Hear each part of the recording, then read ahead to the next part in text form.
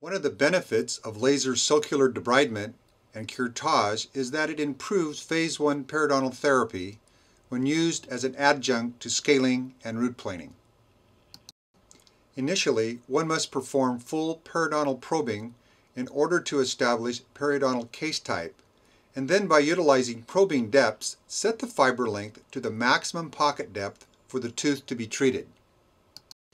One must take care not to strip more than 7 to 8 millimeters of the plastic sheath from the fiber, because the longer it is, the greater the probability of it breaking off below the gum line.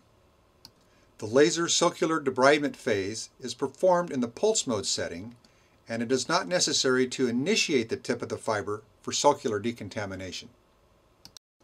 Remember, the clinician, assistant, and patient must always wear wavelength-specific safety glasses during laser procedures. Start with a setting of 1.0 watts. Use the minimum amount of power required to reach your treatment objectives. Start with the lower power settings for the procedure that you are performing and increase power only as needed.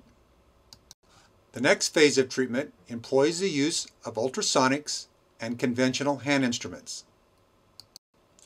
The reason we begin laser periodontal therapy with sulcular debridement is that it results in a significant reduction of bacterial levels.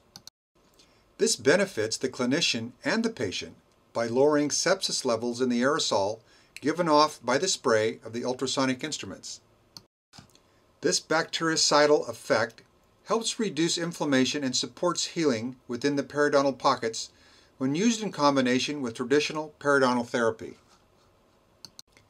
Hand instruments are now employed to refine the subgingival surfaces of the tooth. The next step that we will demonstrate in laser periodontal therapy is laser curettage. The chief advantage of laser curettage is that it allows for a non-surgical approach, gaining easier access to deeper calculus deposits following ablation of diseased epithelium and hemorrhage control. The laser is set in a continuous mode of operation with a power setting of 0.4 to 0.6 watts. Remember that the fiber must be initiated for laser curettage.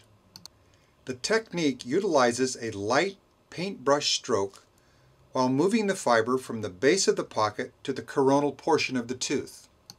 Make sure you are aiming the laser fiber toward the lining of the epithelium and not the root surface, as this technique will remove some of the diseased epithelium. In highly infected areas, light, fresh bleeding may occur. Hold the laser handpiece with a light pen-like grasp. Keep high-speed suction next to the fiber while the laser power is on. Move the tip deliberately, always keeping it in motion.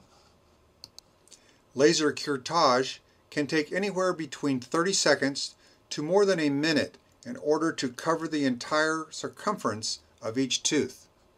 The amount of time that it actually takes per tooth depends on the depth of the pocket and where the pockets are located. Interproximal areas will take longer than facial or lingual surfaces. Lower anterior teeth will take less time. Molars, especially with furca involvement, will take more time. Laser curettage will take up to 10 minutes per quad of the periodontal therapy appointment.